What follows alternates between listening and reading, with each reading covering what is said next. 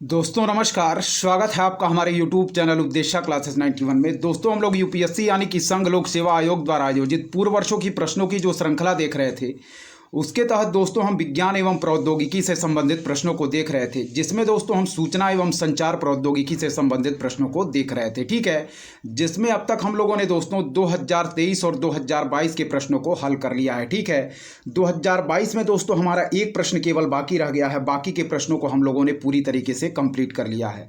तो 2022 के इस प्रश्न को कंप्लीट करने के बाद हम आगे के प्रश्नों की तरफ बढ़ेंगे, तो ध्यानपूर्वक देखिएगा दोस्तों। चलिए स्टार्ट करते हैं। 2022 में जो हमारा चौथा प्रश्न पूछा गया उसको देखेंगे, फिर आगे के प्रश्नों को हम कवर करेंगे। सारे प्रश्न हमारे इंपॉर्टेंट है, इसलिए ध्यानपूर्वक देखिएगा।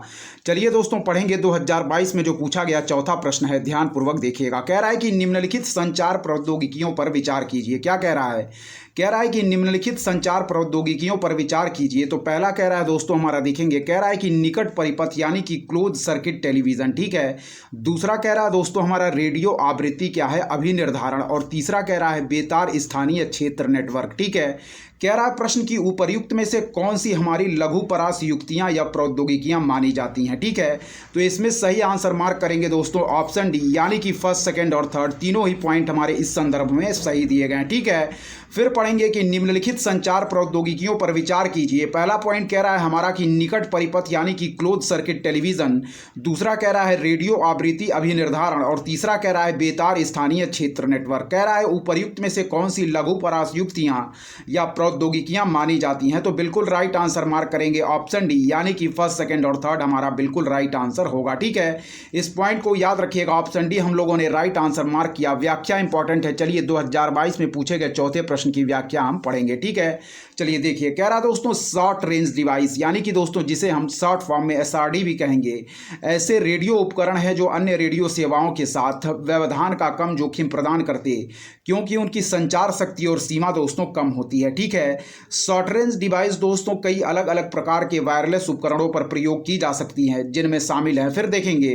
कह रहा है कि शॉर्ट रेंज डिवाइस ऐसे रेडियो उपकरण है जो अन्य रेडियो सेवाओं के साथ व्यवधान का कम जोखिम प्रदान करते, क्योंकि उनकी संचार शक्ति और सीमा हमारी कम होती है। शॉर्ट रेंज डिवाइस दोस्तों कई अलग अलग प्रकार के वायरलेस उपकरणों पर प्रयोग की जा सकती, जिनमें शामिल है दोस्तों, पढ़ेंगे ध्यानपूर्वक देखिएगा। पहला है दोस्तों हमारा, ध्यानपूर्वक देखें, वह है दोस्तों हमारा क्या है, अभिगम नियंत्रण। क्या है दोस्तों? पहला है हमारा अभिगम नियंत्रण। दूसरा पढ़ेंगे दोस्तों, कह रहा है अलार्म, और क्या है हमारा मूवमेंट डिटेक्टर। क्या है? अलार्म और मूवमेंट डिटेक्टर। ठीक है, देखिए तीसरा देखेंगे, कह रहा दोस्तों हमारा क्लोज्ड सर्किट टेलीविजन, जिसे हम कहते हैं दोस्तों सीसीटीवी। क्या है? Closed circuit television. ठीक है, चौथा पढ़ेंगे दोस्तों वायरलेस माइक्रोफोन सहित तार रहित ऑडियो उपकरण। फिर है दोस्तों हमारा औद्योगिक नियंत्रण। फिर है हमारा स्थानीय क्षेत्र नेटवर्क। फिर है हमारा चिकित्सा प्रत्यारोपण। फिर है हमारा मीटरिंग डिवाइस। फिर है दोस्तों रिमोट कंट्रोल। फिर है हमारा रेडियो फ्रीक्वेंसी आइडेंटिफिकेशन। फिर है हमारा सड़क परिवहन टेलीमेटिक्स, और फिर है दोस्तों हमारा टेलीमेट्री। ठीक है, एक बार और पढ़ेंगे। कह रहा दोस्तों हमारा, क्या ध्यानपूर्वक देखिएगा, व्याख्या एक बार और पढ़ेंगे। कह रहा हमारा कि शॉर्ट रेंज डिवाइस ऐसे रेडियो उपकरण हैं जो अन्य रेडियो सेवाओं के साथ व्यवधान का कम जोखिम प्रदान करते, क्योंकि उनकी संचार शक्ति और सीमा दोस्तों हमारी क्या होती है, कम होती है। ठीक है, शॉर्ट रेंज डिवाइस कई अलग अलग प्रकार के वायरलेस उपकरणों पर प्रयोग की जा सकती, जिनमें शामिल है दोस्तों, देखिएगा। पहला है हमारा अभिगम नियंत्रण। दूसरा है दोस्तों अलार्म और मूवमेंट डिटेक्टर। तीसरा है दोस्तों हमारा क्लोज्ड सर्किट टेलीविजन। फिर है दोस्तों हमारा वायरलेस माइक्रोफोन सहित तार रेडियो ऑडियो उपकरण। फिर कह रहा है हमारा औद्योगिक नियंत्रण। फिर है हमारा स्थानीय क्षेत्र नेटवर्क। फिर है हमारा चिकित्सा प्रत्यारोपण। फिर है हमारा मीटरिंग डिवाइस। फिर है दोस्तों रिमोट कंट्रोल। फिर है हमारा रेडियो फ्रीक्वेंसी आइडेंटिफिकेशन। फिर है हमारा सड़क परिवहन टेलीमेटिक्स, और लास्ट है दोस्तों हमारा टेलीमेट्री। इस पॉइंट को याद रखिएगा। चलिए 2020 के प्रश्नों को देखेंगे, जो हमारे सूचना एवं संचार प्रौद्योगिकी से पूछे गए थे, यानी कि कम्युनिकेशन और इंफॉर्मेशन टेक्नोलॉजी से संबंधित प्रश्न को हम देख रहे हैं। ठीक है, देखिएगा।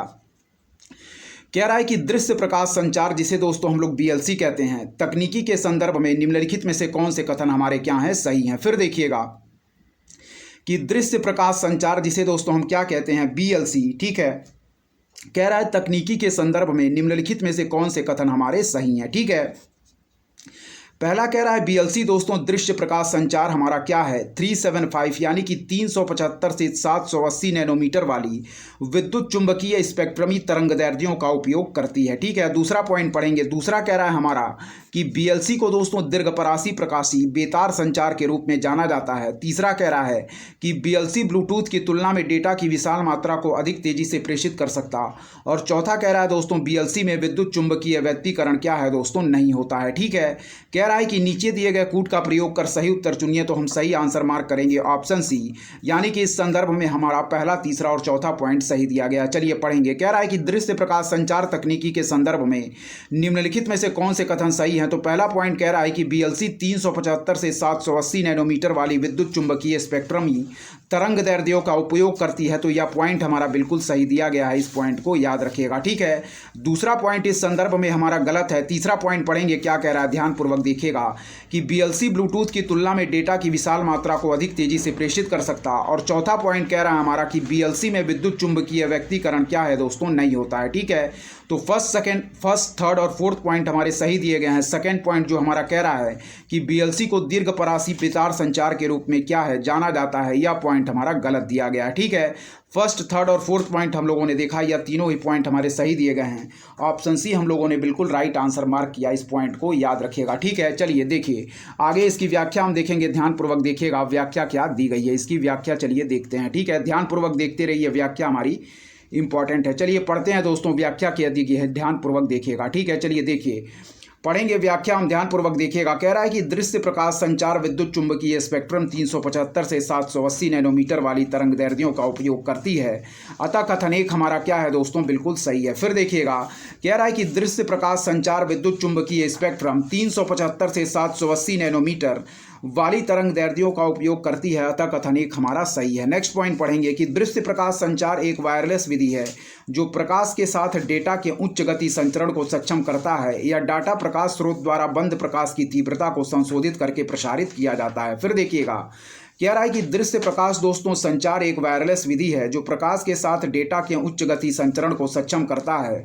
यह डाटा प्रकाश स्रोत द्वारा बंद प्रकाश की तीव्रता को संशोधित करके प्रसारित किया जाता है, इस पॉइंट को याद रखिएगा। नेक्स्ट पॉइंट पढ़ेंगे, कह रहा है दोस्तों हमारा कि दृश्य प्रकाश संचार लघु परासी यानी कि शॉर्ट रेंज प्रकाशी बेतार संचार के रूप में जाना जाता है। अतः कथन दो हमारा गलत है। फिर देखिएगा, दृश्य प्रकाश संचार दोस्तों हमारा क्या है, लघु परासी क्या है, प्रकाशी बेतार संचार के रूप में जाना जाता। अतः कथन दो हमारा गलत दिया गया। फिर देखिएगा, दृश्य प्रकाश संचार हमारा लघु परासी प्रकाशी बेतार संचार के रूप में जाना जाता। अतः कथन दो हमारा गलत है। नेक्स्ट पॉइंट पढ़ेंगे, क्या दिया गया है कि दृश्य प्रकाश संचार हमारा ब्लूटूथ की तुलना में डेटा की विशाल मात्रा को अधिक तेजी से प्रेषित कर सकता है। अतः कथन तीन हमारा बिल्कुल सही दिया गया है। ठीक है, नेक्स्ट पॉइंट पढ़ेंगे कि दृश्य प्रकाश संचार में दोस्तों विद्युत चुंबकीय व्यतिकरण नहीं होता है। अतः कथन चार भी हमारा क्या है, सही है। फिर देखिएगा, दृश्य प्रकाश संचार में दोस्तों विद्युत चुंबकीय व्यतिकरण नहीं होता है। अतः कथन चार हमारा सही है। चलिए बढ़ेंगे 2019 में जो हमारे दोस्तों क्या है,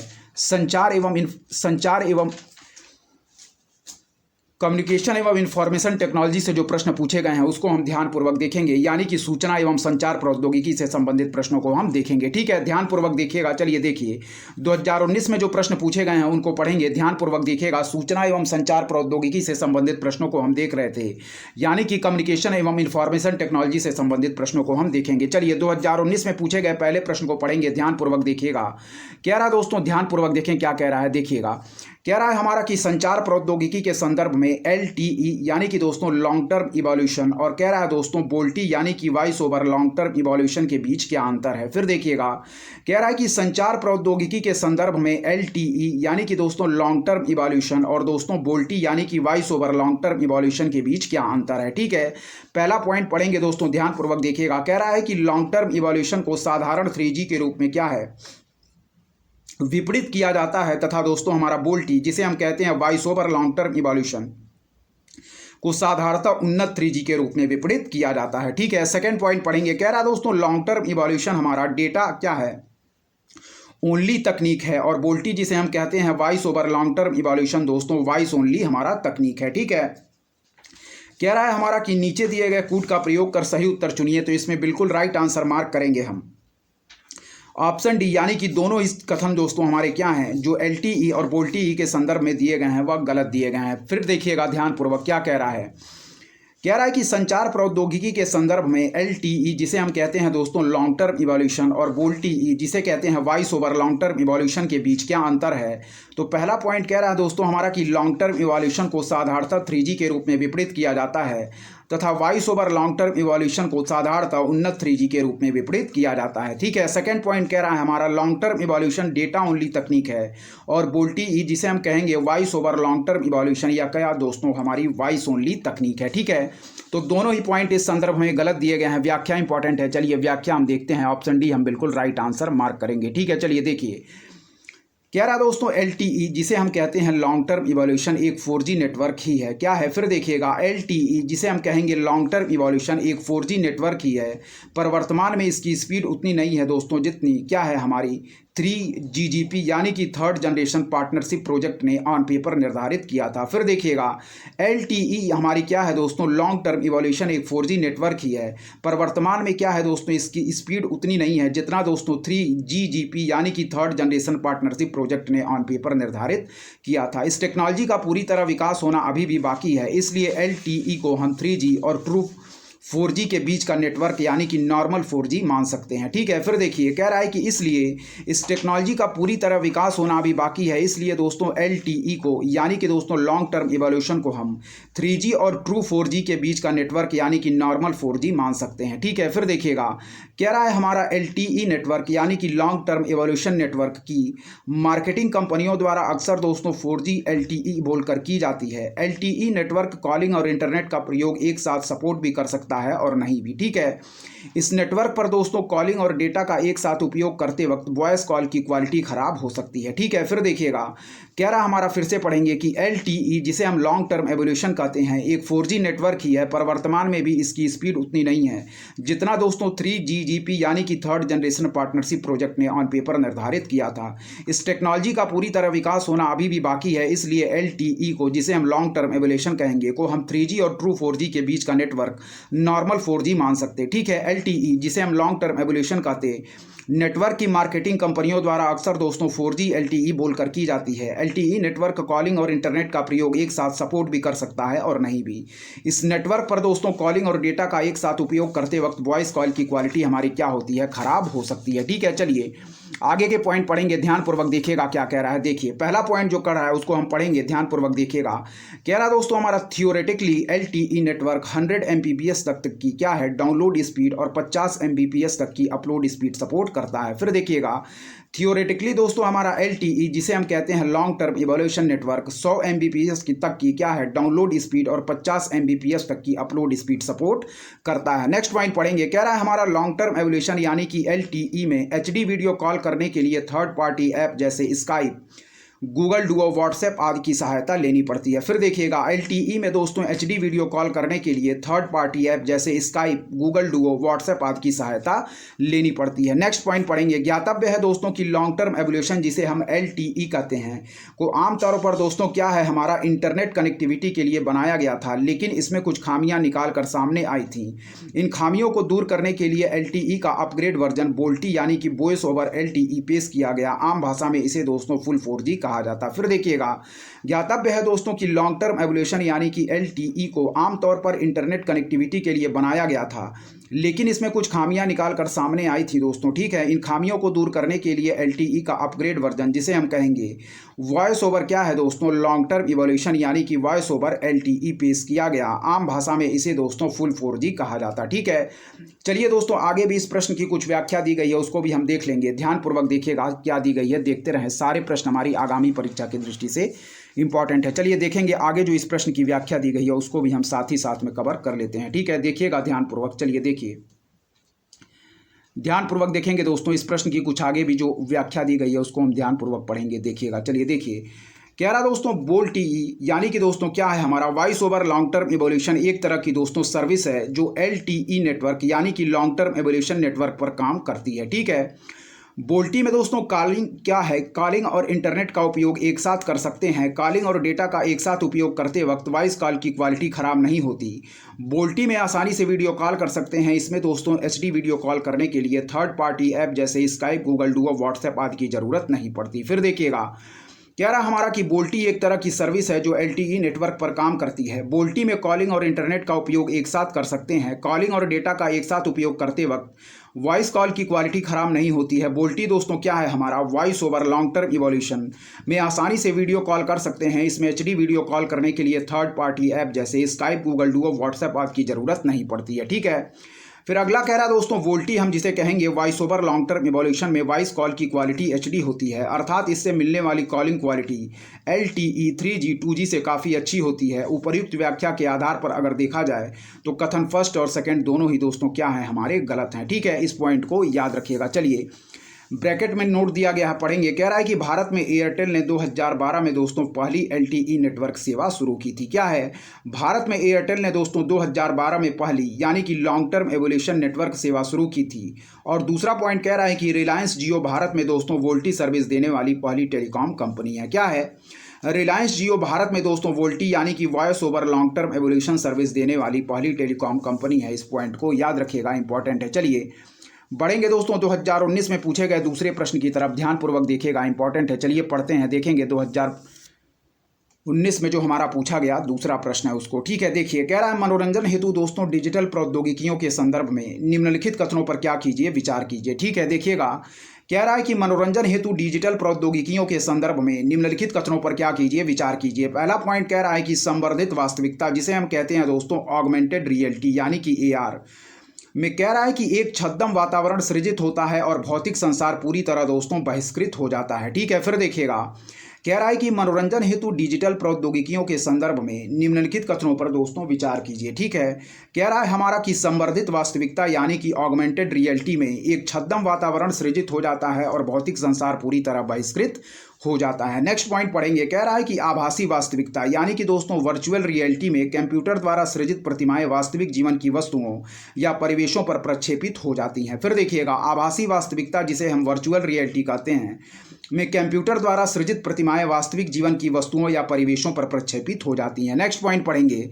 थर्ड पॉइंट कह रहा है हमारा कि AR जिसे हम कहेंगे ऑगमेंटेड रियलिटी यानी कि क्या है दोस्तों, जिसे हम कहेंगे संवर्धित वास्तविकता। ठीक है, व्यक्तियों को संसार में विद्यमान रहने देता है और स्मार्टफोन या PC के कैमरे का उपयोग कर अनुभव को उन्नत करता है। ठीक है, फिर हमारा है वह है दोस्तों हमारा वर्चुअल रियलिटी संसार को पृथक कर देता है और व्यक्ति को एक अलग धरातल पर ले जाकर उसे पूर्ण निमग्नता का अनुभव प्रदान करता है। ठीक है, फिर देखिएगा कह रहा है कि मनोरंजन हेतु डिजिटल प्रौद्योगिकियों के संदर्भ में निम्नलिखित कथनों पर विचार कीजिए। ठीक है, तो पहला पॉइंट कह रहा है कि संवर्धित वास्तविकता यानी कि ऑगमेंटेड रियलिटी में एक छद्म वातावरण सृजित हो जाता और भौतिक संसार पूरी तरह दोस्तों क्या है, बहिष्कृत हो जाता है। ठीक है, तो यह पॉइंट दोस्तों हमारा क्या है, बिल्कुल गलत दिया गया है। फिर देखिएगा कह रहा है कि आभासी वास्तविकता यानी कि वर्चुअल रियलिटी VR में दोस्तों ठीक है कंप्यूटर द्वारा सृजित प्रतिमाएं वास्तविक जीवन की वस्तुओं या परिवेशों पर प्रक्षेपित हो जाती हैं। फिर पढ़िएगा आभासी वास्तविकता यानी कि वर्चुअल रियलिटी में कंप्यूटर द्वारा सृजित प्रतिमाएं वास्तविक जीवन की वस्तुओं या परिवेशों पर प्रक्षेपित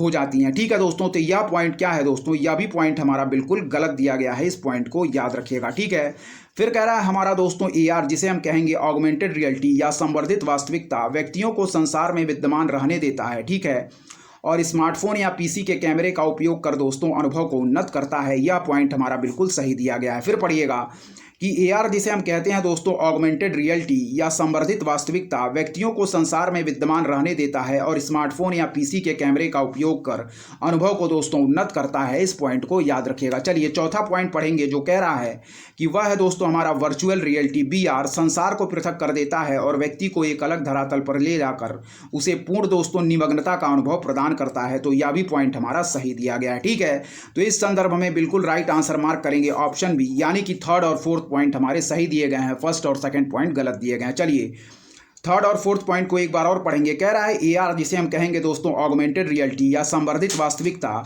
व्यक्तियों को संसार में विद्यमान रहने देता है और स्मार्टफोन या PC के कैमरे का उपयोग कर अनुभव को उन्नत करता है। ठीक है, चौथा पॉइंट पढ़िएगा VR जिसे हम कहेंगे दोस्तों वर्चुअल रियलिटी संसार को पृथक कर देता है और व्यक्ति को एक अलग धरातल पर ले जाकर उसे पूर्ण निमग्नता का अनुभव प्रदान करता है। तो सही आंसर हम लोगों ने मार्क किया ऑप्शन बी यानी कि थर्ड और फोर्थ पॉइंट हमारे इस संदर्भ में बिल्कुल सही दिए गए हैं।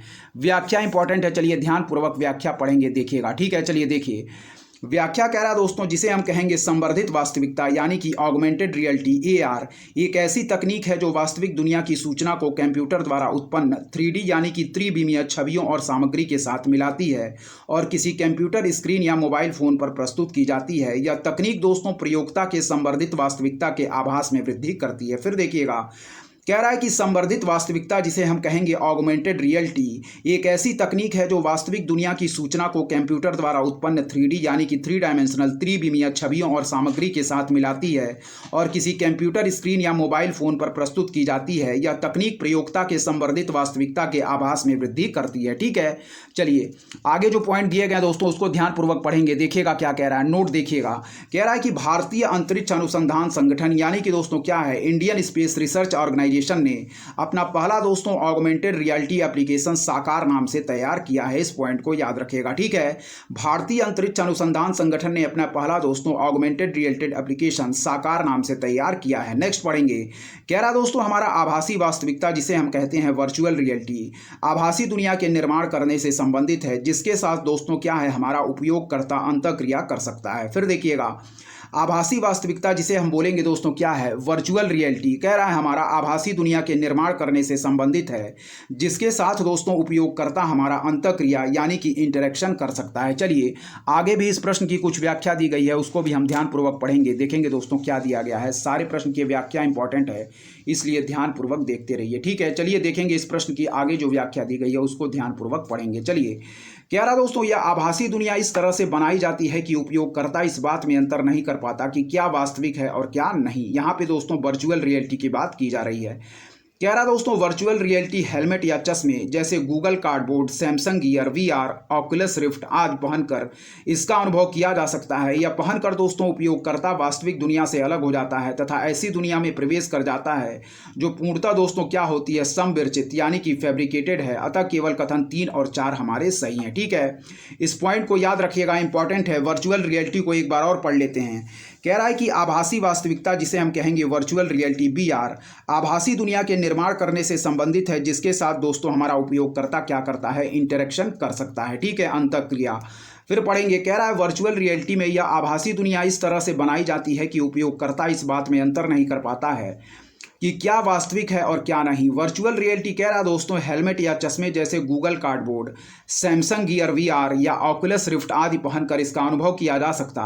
ये पहनकर दोस्तों उपयोगकर्ता हमारी वास्तविक दुनिया से अलग हो जाता तथा ऐसी दुनिया में प्रवेश कर जाता जो पूर्णतः संरचित यानी कि फैब्रिकेटेड है। अतः केवल दोस्तों कथन 3 और 4 हमारे प्रश्न में सही दिए गए हैं, फर्स्ट और सेकंड कथन हमारे गलत दिए गए थे। चलिए 2019 में पूछे गए तीसरे प्रश्न की तरफ ध्यानपूर्वक पढ़ेंगे। देखेंगे 2019 में पूछा गया तीसरा प्रश्न क्या कह रहा है, इंपॉर्टेंट है, ध्यानपूर्वक देखिएगा। चलिए, कह रहा है कि निम्नलिखित कथनों पर विचार कीजिए। पहला कह रहा है दोस्तों हमारा क्या है, देखिएगा डिजिटल हस्ताक्षर के बारे में कुछ पॉइंट दिए गए हैं। फिर देखिएगा, कह रहा है कि निम्नलिखित कथनों पर विचार कीजिए डिजिटल हस्ताक्षर पर। ठीक है, पहला पॉइंट पढ़ेंगे डिजिटल हस्ताक्षर के बारे में। ठीक है, कह रहा दोस्तों हमारा कि एक ऐसा इलेक्ट्रॉनिक अभिलेख है जो इसे जारी करने वाले प्रमाणन प्राधिकारी की पहचान करता है। ठीक है, डिजिटल हस्ताक्षर कह रहा है एक ऐसा इलेक्ट्रॉनिक अभिलेख है जो इसे जारी करने वाले प्रमाणन प्राधिकारी की पहचान करता है। दूसरा पॉइंट पढ़ेंगे कि इंटरनेट पर सूचना या सर्वर तक पहुंच के लिए किसी व्यक्ति की पहचान के प्रमाण के रूप में प्रयुक्त होता। और तीसरा पॉइंट कह रहा है कि इलेक्ट्रॉनिक दस्तावेज पर हस्ताक्षर करने की इलेक्ट्रॉनिक पद्धति है और सुनिश्चित करता कि मूल अंश अपरिवर्तित है। कह रहा है कि उपर्युक्त में से कौन से कथन हमारे सही हैं, तो बिल्कुल राइट आंसर मार्क करेंगे। केवल थर्ड कथन हमारा सही दिया गया है, बाकी फर्स्ट और सेकंड पॉइंट हमारे गलत दिए गए हैं। देखिएगा, कह रहा है कि निम्नलिखित कथनों पर विचार कीजिए डिजिटल हस्ताक्षर, तो याद रखें केवल थर्ड पॉइंट सही दिया गया है, यानी कि डिजिटल हस्ताक्षर हमारा इलेक्ट्रॉनिक दस्तावेज पर हस्ताक्षर करने की एक इलेक्ट्रॉनिक पद्धति है और सुनिश्चित करता है कि मूल अंश अपरिवर्तित है। ठीक है, इस पॉइंट को याद रखिएगा। फिर देखिएगा, डिजिटल हस्ताक्षर हमारा कह रहा है कि इलेक्ट्रॉनिक दस्तावेज पर हस्ताक्षर करने की एक इलेक्ट्रॉनिक पद्धति है और सुनिश्चित करता है कि मूल अंश हमारा क्या है दोस्तों, अपरिवर्तित है। ठीक है, ऑप्शन सी हमारा बिल्कुल राइट आंसर होगा, केवल थर्ड हम लोगों ने आंसर मार्क किया है, बिल्कुल राइट। ठीक है, चलिए बढ़ेंगे दोस्तों आगे के प्रश्नों की तरफ। देखेंगे आगे के प्रश्न हमारे क्या कह रहे हैं, सारे प्रश्नों को ध्यानपूर्वक देखते चलिए, इंपॉर्टेंट है। ठीक है, चलिए देखेंगे आगे के प्रश्न हमारे क्या कह रहे हैं। चलिए देखिए, ठीक है, 2018 में जो पूछे गए प्रश्न है उसको पढ़ने से पहले दोस्तों इस प्रश्न की व्याख्या देख लेते हैं, क्या दिया गया है, ध्यानपूर्वक देखिएगा। चलिए व्याख्या इस प्रश्न की हम देखेंगे, इंपॉर्टेंट है, देखिएगा। व्याख्या जो कह रहा है उसको ध्यानपूर्वक पढ़ेंगे। कह रहा दोस्तों हमारा कि डिजिटल हस्ताक्षर क्या है, किसी डिजिटल संदेश या दस्तावेज की प्रामाणिकता को निरूपित करने के लिए एक गणितीय योजना है। फिर देखिएगा, डिजिटल हस्ताक्षर किसी डिजिटल संदेश या दस्तावेज की प्रामाणिकता को क्या है निरूपित करने के लिए एक गणितीय योजना। एक मान्य डिजिटल हस्ताक्षर प्राप्तकर्ता को यह विश्वास दिलाता है कि संदेश किसी ज्ञात प्रेषक द्वारा तैयार किया गया था और उसे पारगमन में बदला नहीं गया था। इस प्रकार यह इलेक्ट्रॉनिक दस्तावेज पर हस्ताक्षर करने की पद्धत है जिसमें मूल अंश अपरिवर्तित रहता है। इस दृष्टिकोण से कथन 3 हमारा क्या है दोस्तों, बिल्कुल राइट है। ठीक है, कथन फर्स्ट और सेकंड जो दोस्तों दिए गए हैं वह डिजिटल हस्ताक्षर प्रमाण पत्र यानी कि डिजिटल सिग्नेचर सर्टिफिकेट से संदर्भित हैं। इस पॉइंट को याद रखिएगा। फिर पढ़ेंगे, कह रहा है कि डिजिटल हस्ताक्षर किसी डिजिटल संदेश या दस्तावेज की प्रामाणिकता को निरूपित करने के लिए एक गणितीय योजना है। फिर देखिएगा, डिजिटल हस्ताक्षर किसी डिजिटल संदेश या दस्तावेज की प्रामाणिकता को निरूपित करने के लिए एक गणितीय योजना है। एक मान्य डिजिटल हस्ताक्षर प्राप्तकर्ता को यह विश्वास दिलाता है कि संदेश किसी ज्ञात प्रेषक द्वारा तैयार किया गया था और उसे पारगमन में बदला नहीं गया था। इस प्रकार यह इलेक्ट्रॉनिक दस्तावेज पर हस्ताक्षर करने की पद्धत है जिसमें दोस्तों मूल अंश अपरिवर्तित रहता है। इस दृष्टिकोण से कथन 3 हमारा बिल्कुल सही है। ठीक है, नोट कह रहा है कि कथन फर्स्ट और सेकंड डिजिटल हस्ताक्षर प्रमाण पत्र यानी कि डिजिटल सिग्नेचर सर्टिफिकेट से संदर्भित है। ठीक है, चलिए 2018 में पूछे गए प्रश्न की तरफ बढ़ेंगे जो हमारा 2018 में प्रश्न पूछा गया था। ठीक है, इंपॉर्टेंट है, देखिएगा। क्या रहा दोस्तों, जब सुबह आपके स्मार्टफोन का अलार्म बजता है तो आप उठ जाते हैं और अलार्म को बंद करने के लिए उसे थपकी देते हैं। ठीक है, जिससे आपका गीजर स्वतः ही चल पड़ता है। आपके स्नानागार में लगा स्मार्ट दर्पण दिन के मौसम को दर्शाता है और आपकी ऊपरी टंकी में पानी के स्तर का भी संकेत देता है। जब आप नाश्ता बनाने के लिए अपने रेफ्रिजरेटर से कुछ किराना सामान निकाल लेते हैं, यह इसमें भंडारित सामान में आई कमी को जान लेता है और ताजे किराना सामानों की पूर्ति के लिए क्रयादेश दे देता है। जब आप घर से बाहर कदम रखते और दरवाजे पर ताला लगाते हैं तब सभी बत्तियां, पंखे, गीजर और एसी मशीनें स्वतः बंद हो जाती हैं आपके कार्यालय के रास्ते पर आपकी। ठीक है, फिर पढ़ेंगे, कह रहा है दोस्तों 2018 में जो पहला पूछा गया प्रश्न है, कह रहा है कि जब सुबह आपके स्मार्टफोन का अलार्म बजता है तो आप उठ जाते हैं और अलार्म को बंद करने के लिए उसे थपकी देते हैं जिससे आपका गीजर स्वतः ही चल पड़ता है। आपके स्नानागार में लगा स्मार्ट दर्पण दिन के मौसम को दर्शाता है और आपकी ऊपरी टंकी में पानी के स्तर का भी संकेत देता है। जब आप नाश्ता बनाने के लिए अपने रेफ्रिजरेटर से कुछ किराना सामान निकाल लेते हैं, यह इसमें भंडारित सामान में आई कमी को जान लेता है और ताजे किराना सामानों की पूर्ति के लिए क्रयादेश दे देता है। जब आप घर से बाहर कदम रखते हैं और दरवाजे पर ताला लगाते हैं तब सभी बत्तियां, पंखे, गीजर और एसी मशीनें स्वतः बंद हो जाती हैं आपके कार्यालय के रास्ते पर आपकी। ठीक है, चलिए इस प्रश्न की जो बचा हुआ खंड है उसको हम आगे देखेंगे दोस्तों, देखेंगे क्या दिया गया है। ध्यानपूर्वक देखते रहिए, सारे प्रश्न हमारे आगामी परीक्षा की दृष्टि से इंपॉर्टेंट है। चलिए देखेंगे इस प्रश्न की जो आगे हमारा बचा हुआ पार्ट है उसको। चलिए दोस्तों देखेंगे, कह रहा है दोस्तों कि आपकी कार आगे आने वाले यातायात की भीड़ के बारे में आपको चेतावनी देती है और वैकल्पिक रास्ते का सुझाव देती है और यदि आपको किसी बैठक के लिए देर हो रही है तो यह उसके अनुसार आपके कार्यालय में संदेश भेज देती है। ठीक है, कह रहा है आपकी कार आगे आने वाले यातायात की भीड़ के बारे में आपको चेतावनी देती है और वैकल्पिक रास्ते का सुझाव देती है और यदि आपको किसी बैठक के लिए देर हो रही तो यह उसके अनुसार आपके कार्यालय में संदेश भेज देती है। ठीक है, कह रहा दोस्तों कि इन आविर्भूत होती हुई संचार प्रौद्योगिकियों के संदर्भ में उपर्युक्त परिदृश्य के लिए निम्नलिखित में से कौन सा पद सबसे उपयुक्त रूप से लागू होता है। फिर देखिएगा, कह रहा है कि इन आविर्भूत होती हुई संचार प्रौद्योगिकियों के संदर्भ में उपर्युक्त परिदृश्य के लिए निम्नलिखित में से कौन सा पद सबसे उपयुक्त रूप से लागू होता, तो बिल्कुल राइट आंसर मार्क करेंगे दोस्तों, ऑप्शन बी यानी कि इंटरनेट ऑफ थिंग्स। ठीक है, ऑप्शन बी हमारा बिल्कुल राइट आंसर मार्क होगा। ठीक है, ऑप्शन बी हम लोगों ने मार्क किया, व्याख्या देखेंगे, इंपॉर्टेंट है। चलिए देखिए, कह रहा दोस्तों हमारा कि इंटरनेट ऑफ थिंग्स नामक अवधारणा में सामान्य प्रयोग के यंत्र एवं वस्तुएं एक नेटवर्क से जुड़ी होंगी एवं इसके लिए इन सभी वस्तुओं में दोस्तों क्या है, माइक्रो प्रोसेसर्स का इस्तेमाल किया जाता। सभी यंत्रों एवं वस्तुओं की एक निश्चित डिजिटल पहचान होगी तथा इनके बीच संचार स्थापित किया जा सकेगा। फिर देखिएगा, कह रहा है हमारा व्याख्या दोस्तों की इंटरनेट ऑफ थिंग्स नामक अवधारणा में सामान्य प्रयोग के यंत्र एवं वस्तुएं एक नेटवर्क से जुड़ी होंगी एवं इसके लिए इन सभी वस्तुओं में माइक्रो प्रोसेसर्स का इस्तेमाल किया जाता। सभी यंत्रों एवं वस्तुओं की एक निश्चित डिजिटल पहचान होगी तथा इनके बीच संचार स्थापित किया जा सकेगा। फिर एक बार और पढ़ेंगे, इंटरनेट ऑफ थिंग्स नामक अवधारणा में दोस्तों सामान्य प्रयोग के यंत्र एवं वस्तुएं एक नेटवर्क से जुड़ी होंगी एवं इसके लिए इन सभी वस्तुओं में माइक्रो प्रोसेसर्स का इस्तेमाल किया जाता। सभी यंत्रों एवं वस्तुओं की एक निश्चित डिजिटल पहचान होगी तथा इनके बीच संचार स्थापित किया जा सकेगा। इस पॉइंट को याद रखिएगा। ठीक है, चलिए दोस्तों बढ़ेंगे। ठीक है, 2018 में पूछे गए दूसरे प्रश्न की तरफ ध्यानपूर्वक देखिएगा, इंपॉर्टेंट है। चलिए देखिए, कह रहा दोस्तों हमारा कि वानाक्राई, पेटिया और इंटरनल ब्लू पद जो हाल ही में समाचारों में उल्लिखित थे, निम्नलिखित में से किसके साथ संबंधित हैं। फिर देखिएगा, कह रहा है कि वानाक्राई, पेटिया और इंटरनल ब्लू पद जो हाल ही में समाचारों में उल्लिखित थे, निम्नलिखित में से किसके साथ संबंधित हैं। तो याद रखिए दोस्तों, साइबर आक्रमण यानी कि साइबर अटैक के बारे में यह शब्द हमारे संबंधित हैं। ऑप्शन सी हमारा बिल्कुल राइट आंसर होगा। फिर देखिएगा, वानाक्राई, पेटिया और इंटरनल ब्लू पद जो हाल ही में समाचारों में उल्लिखित थे, निम्नलिखित में से किसके साथ संबंधित हैं।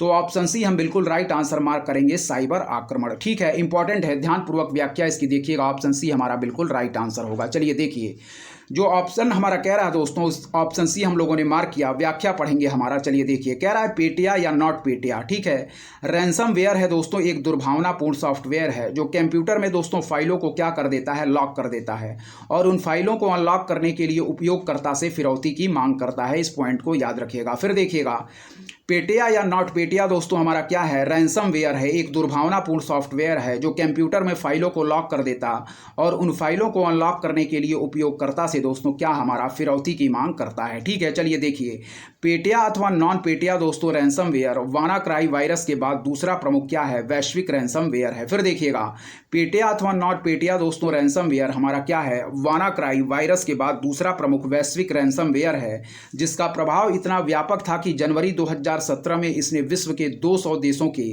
3 लाख कंप्यूटरों को प्रभावित किया था। फिर देखिएगा, पेटिया अथवा नॉट पेटिया दोस्तों रैंसमवेयर वानाक्राई वायरस के बाद दूसरा प्रमुख वैश्विक रैंसमवेयर है जिसका प्रभाव इतना व्यापक था कि जनवरी 2017 में इसने विश्व के 200 देशों के 3 लाख कंप्यूटरों को प्रभावित किया था। फिर देखिएगा, कह रहा है कि वानाक्राई रैंसमवेयर की तरह पेटिया भी अपने आप को प्रसारित करने के लिए साधन के रूप में दोस्तों क्या है, हमारा इटरनल ब्लू का उपयोग करता है। इस पॉइंट को याद रखिएगा। अतः प्रयुक्त सभी शब्द हमारे साइबर आक्रमण से संबंधित है। फिर देखिएगा, कह रहा है कि वानाक्राई रैंसमवेयर की तरह पेटिया भी अपने आप को प्रसारित करने के लिए साधन के रूप में इटरनल ब्लू का उपयोग करता है। इस पॉइंट को याद रखिएगा। अतः प्रयुक्त सभी शब्द हमारे क्या हैं, साइबर आक्रमण से संबंधित हैं। ठीक है, चलिए तीसरे प्रश्न की तरफ बढ़ेंगे जो हमारा पूछा गया है 2018 में। ठीक है, ध्यानपूर्वक पढ़िएगा। कह रहा है कि पहचान प्लेटफॉर्म आधार खुला open application programming interface API उपलब्ध कराता है, इसका क्या अभिप्राय है। फिर देखिएगा, पहचान प्लेटफॉर्म आधार यानी कि हमारा खुला open application programming interface API उपलब्ध कराता है, इसका क्या अभिप्राय है। तो पहला पॉइंट कह रहा है कि इसे किसी भी इलेक्ट्रॉनिक उपकरण के साथ एकीकृत किया जा सकता, और दूसरा पॉइंट कह रहा है कि परितारिका यानी कि आइरिस का प्रयोग कर ऑनलाइन प्रमाणीकरण संभव है। ठीक है, तो इसमें जो सही आंसर मार्क करेंगे वह है ऑप्शन सी, यानी कि इस संदर्भ में दोनों ही पॉइंट हमारे सही दिए गए हैं। फिर देखिएगा, कह रहा है कि पहचान प्लेटफॉर्म आधार हमारा खुला ओपन एप्लीकेशन प्रोग्रामिंग इंटरफेस यानी कि एपीआई उपलब्ध कराता है, इसका क्या अभिप्राय है। तो पहला पॉइंट कह रहा है कि इसे किसी भी इलेक्ट्रॉनिक उपकरण के साथ एकीकृत किया जा सकता है, बिल्कुल सही है। और दूसरा पॉइंट कह रहा है कि परितारिका हमारा आइरिस का प्रयोग कर ऑनलाइन प्रमाणीकरण संभव है। तो ऑप्शन सी हम बिल्कुल राइट आंसर मार्क करेंगे और इस प्रश्न की व्याख्या हम देखेंगे। ऑप्शन सी हमारा इस प्रश्न का बिल्कुल राइट आंसर होगा। ठीक है, इस पॉइंट को याद रखिएगा। दोनों ही पॉइंट हमारे इस संदर्भ में सही दिए गए हैं। चलिए इस प्रश्न की व्याख्या देखेंगे क्या कह रहा है, ध्यानपूर्वक देखिएगा, इंपॉर्टेंट है। चलिए पढ़ेंगे दोस्तों, इस प्रश्न की व्याख्या इंपॉर्टेंट है, ध्यानपूर्वक देखिएगा। चलिए देखिए, ठीक है, कह रहा है हमारा पहचान प्लेटफॉर्म आधार हमारा ओपन एप्लीकेशन प्रोग्रामिंग इंटरफेस यानी कि दोस्तों एपीआई STQC के साथ पंजीकृत उपकरणों की अवधारणा पर कार्य करता है। इसे किसी भी इलेक्ट्रॉनिक उपकरण के साथ एकीकृत किया जा सकता। आइरिस का प्रयोग कर दोस्तों ऑनलाइन प्रमाणीकरण हमारा संभव है। अतः कथन 1 और 2 दोनों ही हमारे सही हैं। फिर देखिएगा, पहचान प्लेटफॉर्म आधार हमारा ओपन एप्लीकेशन प्रोग्रामिंग इंटरफेस यानी कि API STQC के साथ पंजीकृत उपकरणों की अवधारणा पर कार्य करता। इसे किसी भी इलेक्ट्रॉनिक उपकरण के साथ एकीकृत किया जा सकता। और नेक्स्ट पॉइंट कह रहा है कि आइरिस का प्रयोग कर ऑनलाइन प्रमाणीकरण संभव है। अतः कथन फर्स्ट और सेकेंड दोनों ही हमारे इस संदर्भ में सही दिए गए हैं। चलिए बढ़ेंगे दोस्तों 2018 में पूछे गए चौथे प्रश्न की तरफ, ध्यानपूर्वक देखिएगा, इंपॉर्टेंट है। चलिए देखिए क्या कह रहा है। कह रहा है कि डिजिटल भुगतान के संदर्भ में निम्नलिखित कथनों पर क्या कीजिए, विचार कीजिए। ठीक है, ध्यानपूर्वक देखिएगा, इंपॉर्टेंट है। चलिए देखिए, कह रहा है कि डिजिटल भुगतान के संदर्भ में निम्नलिखित कथनों पर विचार कीजिए। पहला पॉइंट कह रहा है कि भीम ऐप उपयोग करने वाले के लिए यह ऐप दोस्तों UPI सक्षम बैंक खाते से किसी को धन का हस्तांतरण करना संभव बनाता है। ठीक है, और सेकंड पॉइंट कह रहा है जहां एक चिप इन डेबिट कार्ड में प्रमाणीकरण के 4 घटक होते, भीम ऐप में प्रमाणीकरण के सिर्फ 2 घटक होते हैं। ठीक है, कह रहा है कि उपर्युक्त कथनों में से कौन से हमारे सही हैं, तो बिल्कुल राइट आंसर मार्क करेंगे ऑप्शन ए, यानी कि केवल फर्स्ट पॉइंट हमारा इस संदर्भ में सही दिया गया है। इस पॉइंट को याद रखिएगा। फिर पढ़ेंगे, कह रहा है कि डिजिटल भुगतान के संदर्भ में निम्नलिखित कथनों पर विचार कीजिए। पहला पॉइंट हमारा कह रहा है, ध्यानपूर्वक देखिएगा क्या कह रहा है। कह रहा है हमारा कि भीम ऐप उपयोग करने वाले के लिए यह ऐप दोस्तों यूपीआई सक्षम बैंक खाते से किसी को धन का हस्तांतरण करना संभव बनाता।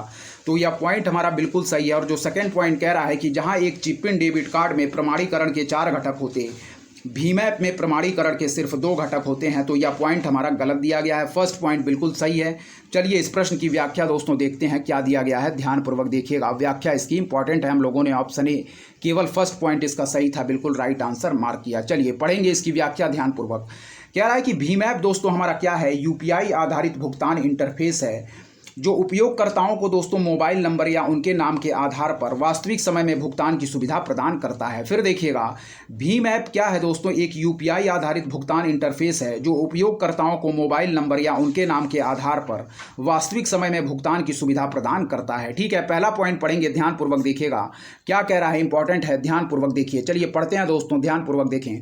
कह रहा है हमारा कि यूपीआई या यूनिफाइड पेमेंट इंटरफेस भारतीय राष्ट्रीय भुगतान निगम यानी कि national payment corporation of India NPCI द्वारा विकसित एक त्वरित भुगतान प्रणाली है। यह प्रणाली तत्काल भुगतान सेवा दोस्तों क्या है, आईएमपीएस स्ट्रक्चर पर कार्य करती है, जिसके द्वारा उपयोगकर्ता को वास्तविक समय में अंतर बैंक इलेक्ट्रॉनिक धन हस्तांतरण की सुविधा मिलती है। अतः कथन एक हमारा बिल्कुल सही है। फिर पढ़िएगा, कह रहा है कि यूपीआई या यूनिफाइड पेमेंट इंटरफेस दोस्तों भारतीय राष्ट्रीय भुगतान निगम यानी कि national payment corporation of India, जिसे हम शॉर्ट फॉर्म में एनपीसीआई भी कहेंगे, द्वारा विकसित एक त्वरित भुगतान प्रणाली है। यह प्रणाली दोस्तों तत्काल भुगतान सेवा यानी कि आईएमपीएस स्ट्रक्चर पर कार्य करती है, जिसके द्वारा उपयोगकर्ता को वास्तविक समय में क्या है हमारा अंतर बैंक इलेक्ट्रॉनिक धन हस्तांतरण की सुविधा मिलती है। अतः कथन एक हमारा बिल्कुल सही है। सेकंड पॉइंट पढ़ेंगे क्या दिया गया है, ध्यानपूर्वक देखिएगा।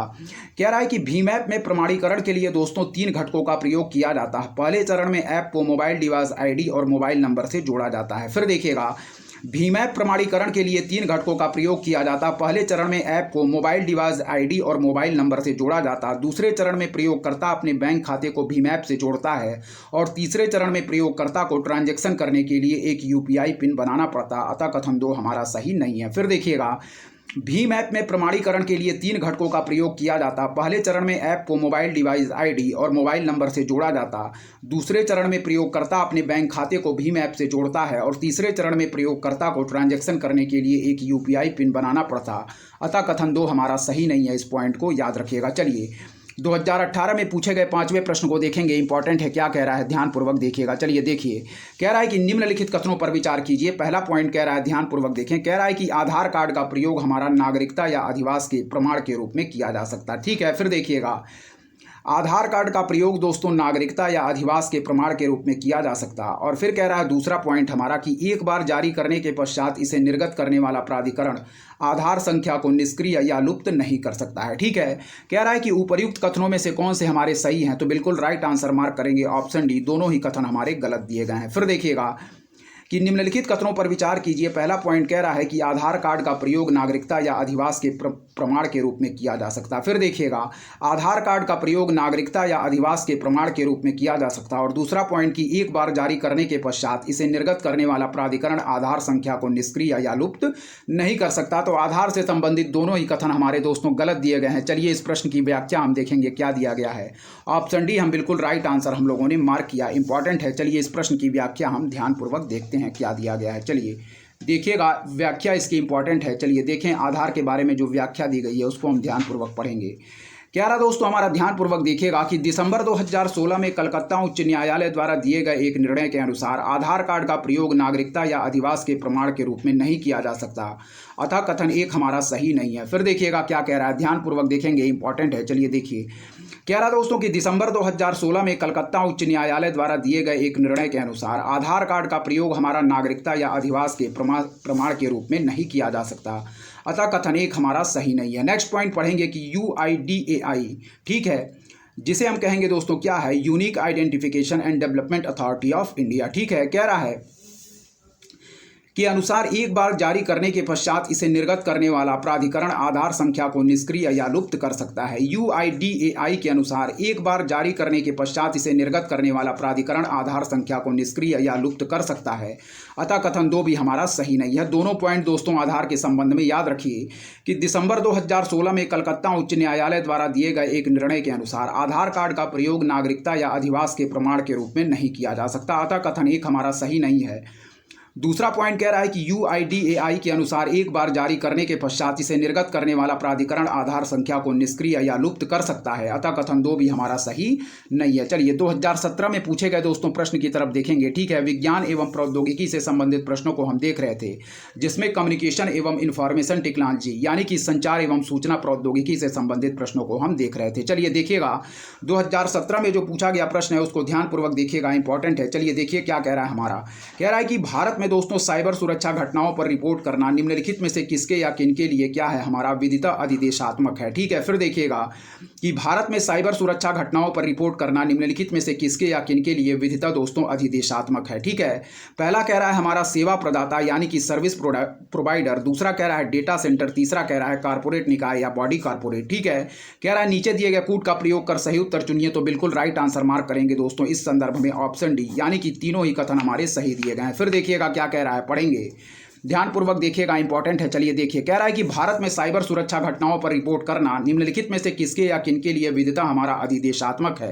पहला कह रहा है कि सेवा प्रदाता यानी कि दोस्तों सर्विस प्रोवाइडर, दूसरा कह रहा है डेटा सेंटर, तीसरा कह रहा है कारपोरेट निकाय यानी कि दोस्तों बॉडी कारपोरेट। फिर देखिएगा कि भारत में हमारा साइबर सुरक्षा घटनाओं पर रिपोर्ट करना निम्नलिखित में से किसके या किनके लिए विदिता अधिदेशात्मक है। तो पहला कह रहा है दोस्तों सेवा प्रदाता यानी कि सर्विस प्रोवाइडर, दूसरा कह रहा है डेटा सेंटर, तीसरा कह रहा है कारपोरेट निकाय यानी कि बॉडी कारपोरेट। ठीक है, कह रहा है नीचे दिए गए कूट का प्रयोग कर सही उत्तर चुनिए, तो हम लोगों ने ऑप्शन डी बिल्कुल राइट आंसर मार्क किया। व्याख्या इंपॉर्टेंट है, चलिए व्याख्या देखिएगा। कह रहा है हमारा ध्यानपूर्वक देखिए, कह रहा है कि केंद्र सरकार ने सूचना प्रौद्योगिकी नियम 2013 जारी किया था।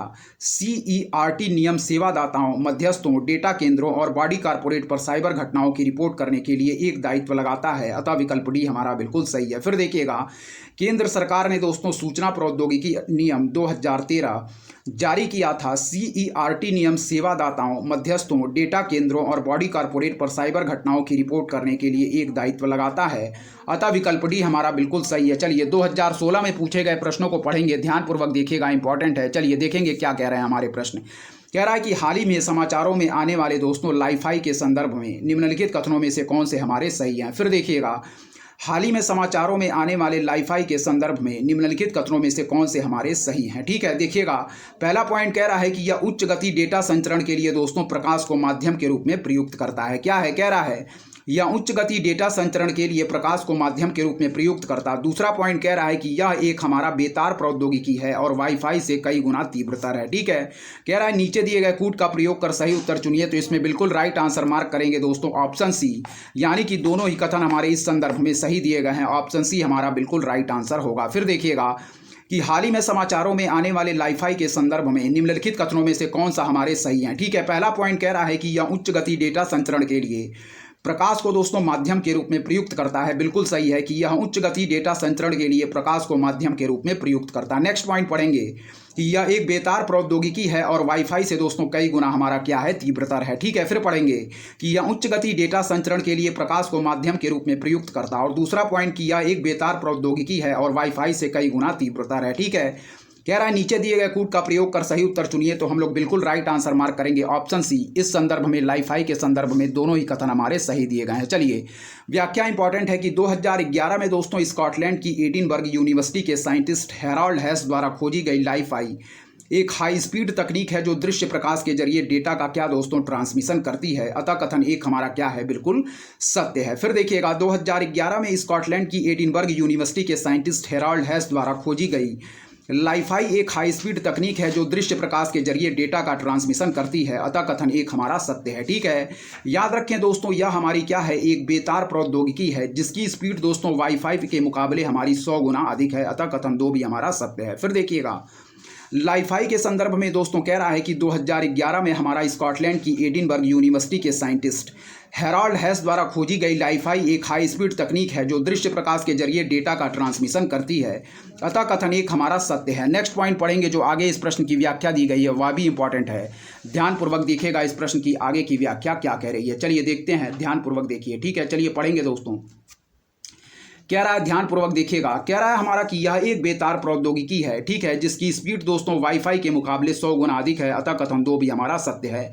लाईफाई के बारे में हम दोस्तों यहाँ पे व्याख्या पढ़ रहे थे। चलिए दूसरा प्रश्न पढ़ेंगे जो हमारा 2016 में पूछा गया। कह रहा है कि कभी कभी समाचारों में दिखने वाले दोस्तों डिजी लॉकर के संबंध में निम्नलिखित कथनों में से कौन से हमारे सही हैं। ठीक है, फिर से पढ़ेंगे, इंपॉर्टेंट है, ध्यानपूर्वक देखिएगा। चलिए देखिए क्या कह रहा है। कभी कभी समाचारों में दिखने वाले डिजी लॉकर के संबंध में निम्नलिखित कथनों में से कौन से हमारे सही हैं। पहला पॉइंट कह रहा है कि यह डिजिटल इंडिया प्रोग्राम के अंतर्गत सरकार द्वारा दिया जाने वाला एक डिजिटल लॉकर सिस्टम है। और दूसरा पॉइंट कह रहा है कि यह आपके ई दस्तावेजों तक आपकी पहुंच को संभव बनाता, चाहे भौतिक रूप से आपकी उपस्थिति क्या है दोस्तों कहीं भी हो। ठीक है, कह रहा है कि नीचे दिए गए कोड का प्रयोग कर सही उत्तर चुनिए। तो इसका बिल्कुल राइट आंसर मार्क करेंगे ऑप्शन सी, यानी कि फर्स्ट और सेकंड दोनों ही पॉइंट हमारे सही दिए गए हैं। फिर देखिएगा, कह रहा है कि कभी कभी समाचारों में दिखने वाले डिजी लॉकर के संबंध में निम्नलिखित कथनों में से कौन सा हमारा सही है। तो पहला पॉइंट कह रहा है कि यह डिजिटल इंडिया प्रोग्राम के अंतर्गत सरकार द्वारा दिया जाने वाला क्या है, एक डिजिटल लॉकर सिस्टम है। फिर पढ़िएगा, पहला पॉइंट कह रहा है कि यह डिजिटल इंडिया प्रोग्राम के अंतर्गत सरकार द्वारा दिया जाने वाला एक डिजिटल लॉकर सिस्टम है। दूसरा पॉइंट पढ़ेंगे, यह आपके ई दस्तावेजों तक आपकी पहुंच को संभव बनाता, चाहे भौतिक रूप से आपकी उपस्थिति कहीं भी हो। ठीक है, फिर देखिएगा कि डिजी लॉकर के संदर्भ में कह रहा है कि यह डिजिटल इंडिया प्रोग्राम के अंतर्गत सरकार द्वारा दिया जाने वाला एक डिजिटल लॉकर सिस्टम है। दूसरा पॉइंट कह रहा है कि यह आपके ई दस्तावेजों तक आपकी पहुंच को संभव बनाता है, चाहे भौतिक रूप से आपकी उपस्थिति कहीं भी हो। ठीक है, कह रहा है नीचे दिए गए कोड का प्रयोग कर सही उत्तर चुनिए। तो ऑप्शन सी हम लोगों ने बिल्कुल राइट आंसर मार्क किया। व्याख्या इस प्रश्न की इंपॉर्टेंट है। चलिए डिजी लॉकर के बारे में जो व्याख्या दिया गया है उसको हम पढ़ेंगे, ध्यानपूर्वक इंपॉर्टेंट है, देखिएगा। चलिए देखें, कह रहा दोस्तों हमारा कि डिजिटल लॉकर भारतीय प्रधानमंत्री नरेंद्र मोदी के डिजिटल इंडिया का क्या है दोस्तों, महत्वपूर्ण हिस्सा है। फिर देखिएगा कि डिजिटल लॉकर भारतीय प्रधानमंत्री नरेंद्र मोदी के डिजिटल इंडिया का महत्वपूर्ण हिस्सा। इस सेवा के जरिए दोस्तों भारत का कोई भी नागरिक अपने दस्तावेजों को ऑनलाइन सुरक्षित या स्टोर कर सकता। इस सुविधा को पाने के लिए आधार कार्ड का होना अनिवार्य, क्योंकि आधार कार्ड का नंबर फीड करके ही इस अकाउंट को खोला जा सकता। इस सेवा का एक महत्वपूर्ण लाभ यह है कि व्यक्ति भौतिक रूप से कहीं भी उपस्थित हो, इस लिंक के जरिए अपने महत्वपूर्ण दस्तावेजों को जहां जरूरी हो वहां भेज सकता तथा बार बार कागजों के प्रयोग से बच सकता। अतः दोनों कथन हमारे सही हैं। फिर देखिएगा, कह रहा है हमारा कि डिजिटल लॉकर भारतीय प्रधानमंत्री नरेंद्र मोदी के डिजिटल इंडिया का महत्वपूर्ण हिस्सा। इस सेवा के जरिए भारत का कोई भी नागरिक अपने दस्तावेजों को ऑनलाइन सुरक्षित कर सकता। इस सुविधा को पाने के लिए आधार कार्ड का होना अनिवार्य, क्योंकि आधार कार्ड का नंबर फीड करके ही इस अकाउंट को खोला जा सकता। इस सेवा का एक महत्वपूर्ण लाभ यह है कि व्यक्ति भौतिक रूप से कहीं भी उपस्थित हो, इस लिंक के जरिए अपने महत्वपूर्ण दस्तावेजों को जहां जरूरी हो वहां भेज सकता तथा बार बार कागजों के प्रयोग से बच सकता। अतः दोनों ही कथन हमारे इस संदर्भ में सही दिए गए हैं। चलिए 2016 में पूछे गए तीसरे प्रश्न की तरफ बढ़ेंगे, ध्यानपूर्वक देखिएगा, इंपॉर्टेंट है। चलिए देखिए क्या कह रहा है, पढ़ेंगे। कह रहा है हमारा कि कभी कभी समाचारों में दिखने वाला प्रोजेक्ट लून हमारा संबंधित है। फिर देखिएगा, कभी कभी समाचारों में दिखने वाला प्रोजेक्ट लून हमारा संबंधित है। तो याद रखिए दोस्तों बेतार संचार प्रौद्योगिकी से, ऑप्शन बी हमारा बिल्कुल राइट आंसर होगा। फिर देखिएगा, कह रहा है हमारा कि कभी कभी समाचारों में दिखने वाला प्रोजेक्ट लून हमारा संबंधित है। तो याद रखें बेतार संचार प्रौद्योगिकी से। ठीक है, इस पॉइंट को याद रखिएगा, व्याख्या इंपॉर्टेंट है। चलिए व्याख्या इस प्रश्न की हम पढ़ते हैं। कह रहा है कि प्रोजेक्ट लून के तहत दोस्तों हीलियम गैस से भरे बैलून्स यानी गुब्बारों को जमीन से 20 किलोमीटर ऊपर हमारा प्लांट किया जाता है। हर बैलून से मिलने वाले सिग्नल जमीन पर 40 किलोमीटर के व्यास को समाहित कर सकते। समताप मंडल में बैलून्स के नेटवर्क से बिना किसी दिक्कत के कनेक्टिविटी का दावा किया गया। प्रोजेक्ट का मकसद दोस्तों भारत के दूर दराज और ग्रामीण क्षेत्रों में 4G LTE कनेक्टिविटी प्रदान करना। गूगल ने इस योजना पर 2013 में काम शुरू किया था। Australia, Brazil, Indonesia, New Zealand, Sri Lanka और यूएस में यानी कि यूएस में ट्रायल जारी है। प्रोजेक्ट लून पर अमल से भारत के सभी हिस्सों में इंटरनेट कनेक्टिविटी दोस्तों मिलना संभव होगा। फिर देखिएगा, कह रहा है कि प्रोजेक्ट लून के तहत दोस्तों हीलियम गैस से भरे बैलून्स यानी गुब्बारों को जमीन से 20 किलोमीटर ऊपर प्लांट किया जाता। हर बैलून से मिलने वाले सिग्नल जमीन पर 40 किलोमीटर के व्यास को समाहित कर सकते हैं। समताप मंडल में बैलून्स के नेटवर्क से बिना किसी दिक्कत के कनेक्टिविटी का दावा किया गया। प्रोजेक्ट का मकसद भारत के दूर दराज और ग्रामीण क्षेत्रों में 4G LTE कनेक्टिविटी प्रदान करना। गूगल ने इस योजना पर दोस्तों याद रखें 2013 में काम शुरू किया था। Australia, Brazil, Indonesia, New Zealand, Sri Lanka और यूएस में ट्रायल जारी है और प्रोजेक्ट लून पर अमल से भारत के सभी हिस्सों में इंटरनेट कनेक्टिविटी मिलना संभव होगा। ठीक है, इस पॉइंट को याद रखिएगा। चलिए 2016 में पूछे गए आगे के प्रश्नों की तरफ बढ़ेंगे। सारे प्रश्न हमारे इंपॉर्टेंट है, इसलिए ध्यानपूर्वक सारे प्रश्नों को देखते चलें। और दोस्तों यदि आपको हमारा कंटेंट पसंद आ रहा है तो हमारे चैनल उपदेशा क्लासेस 91 को जरूर सब्सक्राइब करें, लाइक करें, अपने दोस्तों के बीच शेयर करें और ऐसे ही लगातार पढ़ते रहें। चलिए बढ़ेंगे 2016 में पूछे गए आगे के प्रश्नों की तरफ। ध्यानपूर्वक देखते रहें। सारे प्रश्न जो हमारी परीक्षाओं में ये पूछे गए हैं पूर्व वर्षों के, आगामी परीक्षा की दृष्टि से सारे प्रश्न ये हमारे मोस्ट इंपॉर्टेंट हैं, इसलिए ध्यानपूर्वक सारे प्रश्नों को भी, उनके आंसर को भी और व्याख्या को भी आप लोग ध्यानपूर्वक देखते चलिए। चलिए बढ़ेंगे आगे के प्रश्नों की। चलिए दोस्तों ध्यानपूर्वक देखिएगा। 2015 में जो हमारे दोस्तों क्या है, सूचना एवं संचार प्रौद्योगिकी से पूछे गए प्रश्न हैं, यानी कि कम्युनिकेशन एवं इंफॉर्मेशन टेक्नोलॉजी से संबंधित पूछे गए प्रश्न हैं, उनको हम 2015 में देखेंगे कौन कौन से प्रश्न हमारे पूछे गए थे। ध्यानपूर्वक देखिएगा, सारे प्रश्न हमारे क्या हैं, इंपॉर्टेंट है। चलिए पढ़ेंगे दोस्तों, देखेंगे। कह रहा है कि निकट क्षेत्र संचार यानी कि नियर फील्ड कम्युनिकेशन, जिसे हम दोस्तों क्या कहेंगे, NFC शॉर्ट फॉर्म में कहेंगे, प्रौद्योगिकी के संदर्भ में निम्नलिखित कथनों में से कौन से हमारे सही हैं। फिर देखिएगा, कह रहा है कि निकट क्षेत्र संचार, जिसे हम कहेंगे नियर फील्ड कम्युनिकेशन, प्रौद्योगिकी के संदर्भ में निम्नलिखित कथनों में से कौन से हमारे सही हैं। पहला पॉइंट पढ़ेंगे कि यह एक क्या है, संपर्क रहित संचार प्रौद्योगिकी है जो विद्युत चुंबकीय रेडियो क्षेत्रों का उपयोग करती है। ठीक है, फिर देखिएगा, यह एक संपर्क रहित संचार प्रौद्योगिकी है जो विद्युत चुंबकीय रेडियो क्षेत्रों का उपयोग करती है। और दूसरा पॉइंट कह रहा है कि नियर फील्ड कम्युनिकेशन, जिसे हम निकट क्षेत्र संचार भी कहते हैं, उन युक्तियों या डिवाइसेस द्वारा उपयोग के लिए अभिकल्पित किया गया जो एक दूसरे से 1 मीटर की दूरी पर भी स्थित हो सकती हैं। नेक्स्ट पॉइंट देखेंगे, कह रहा है कि संवेदनशील सूचना भेजते समय दोस्तों क्या है हमारा, नियर फील्ड कम्युनिकेशन कोडीकरण क्या है, एनक्रिप्शन का उपयोग कर सकता है। ठीक है, तो कह रहा है कि उपर्युक्त में से कौन से कथन हमारे सही हैं। ध्यानपूर्वक देखिएगा, बिल्कुल राइट आंसर हम मार्क करेंगे ऑप्शन सी, यानी कि इस संदर्भ में फर्स्ट और थर्ड पॉइंट हमारे बिल्कुल सही दिए गए हैं। फिर पढ़ेंगे कि निकट क्षेत्र संचार यानी कि नियर फील्ड कम्युनिकेशन, जिसे हम कहेंगे NFC भी, प्रौद्योगिकी के संदर्भ में निम्नलिखित कथनों में से कौन से हमारे सही हैं। तो पहला पॉइंट कह रहा है कि यह एक संपर्क रहित संचार प्रौद्योगिकी है जो विद्युत चुंबकीय रेडियो क्षेत्रों का उपयोग करती है।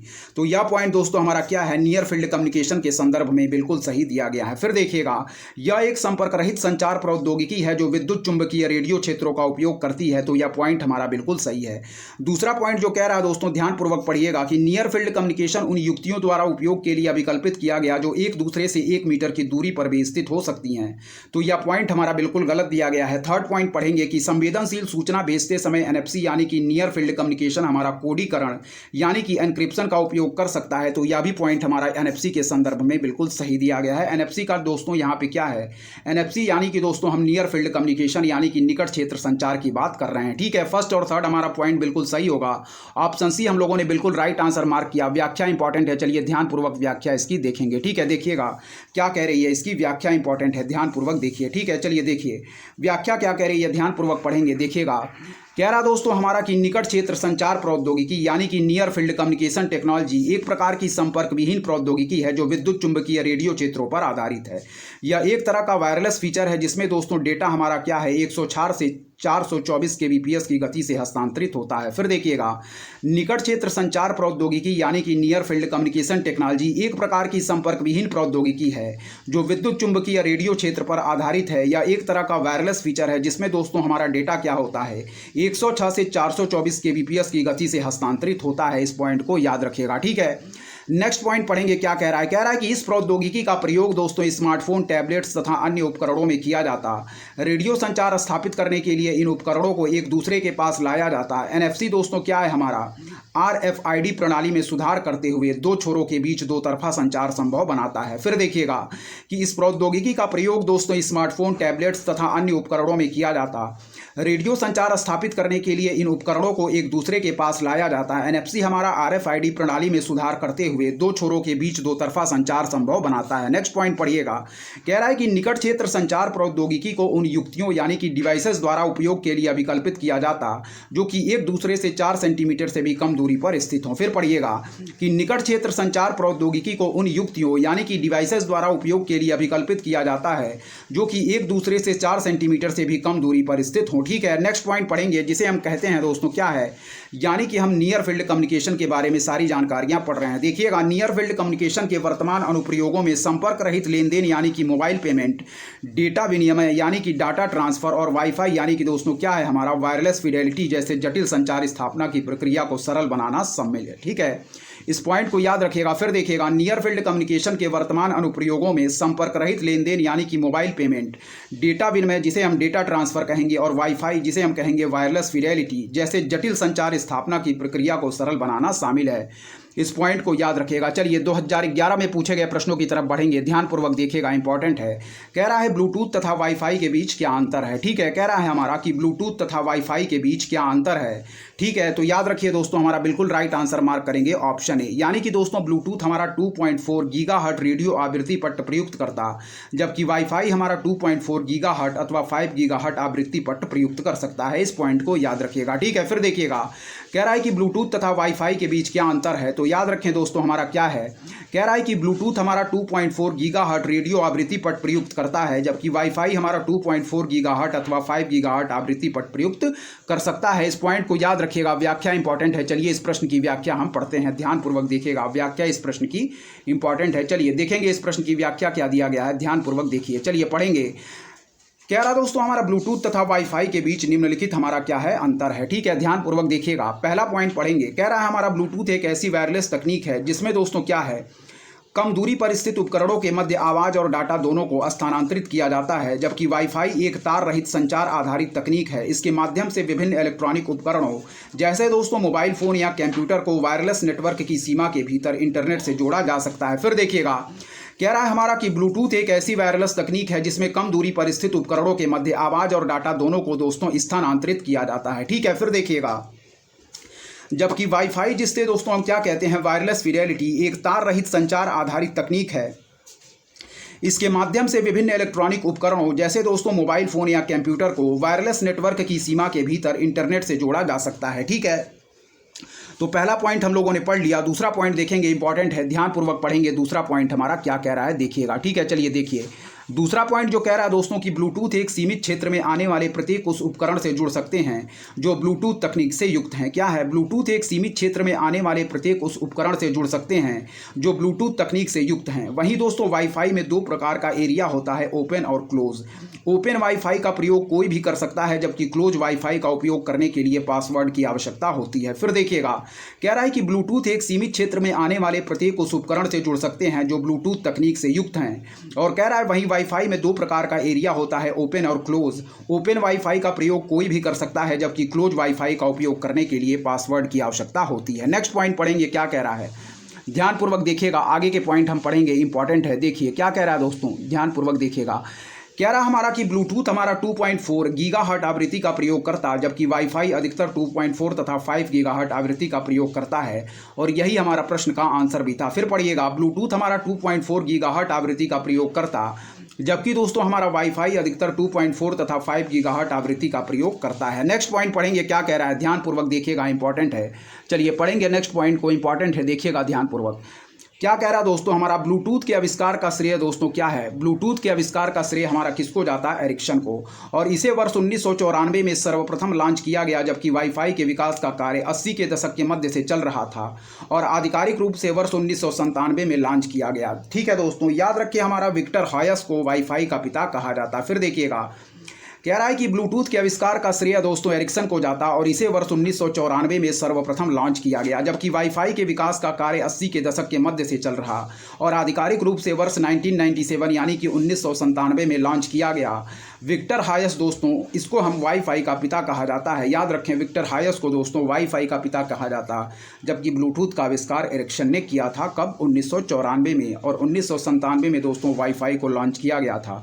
विक्टर हायस को दोस्तों वाईफाई का पिता कहा जाता है। इस पॉइंट को याद रखिएगा। ठीक है, चलिए आगे के पॉइंट पढ़ेंगे, ध्यानपूर्वक देखिएगा क्या कह रहा है। कह रहा दोस्तों हमारा कि ब्लूटूथ का नवीनतम रूप यानी कि ब्लूटूथ 4 तो दोस्तों 25 Mbps की गति से डाटा स्थानांतरण करने में सक्षम है, जबकि वाईफाई का नवीनतम प्रारूप दोस्तों 250 Mbps की गति से डाटा स्थानांतरण करने में सक्षम है। फिर देखिएगा, ब्लूटूथ का नवीनतम रूप यानी कि दोस्तों ब्लूटूथ 4 25 Mbps की गति से डाटा स्थानांतरण करने में सक्षम है, जबकि वाईफाई का नवीनतम प्रारूप 250 Mbps की गति से डाटा स्थानांतरण करने में सक्षम है। नेक्स्ट पॉइंट पढ़िएगा कि ब्लूटूथ हमारा आधारित बेतार संपर्क का अधिकतम परास 30 मीटर है, जबकि वाईफाई का परास दोस्तों 100 मीटर तक विस्तृत हो सकता है। फिर देखिएगा, ब्लूटूथ आधारित बेतार संपर्क का अधिकतम परास 30 मीटर है, जबकि वाईफाई का परास 100 मीटर तक विस्तृत हो सकता है। इस पॉइंट को याद रखिएगा। नेक्स्ट पॉइंट पढ़ेंगे, देखिए क्या कह रहा है।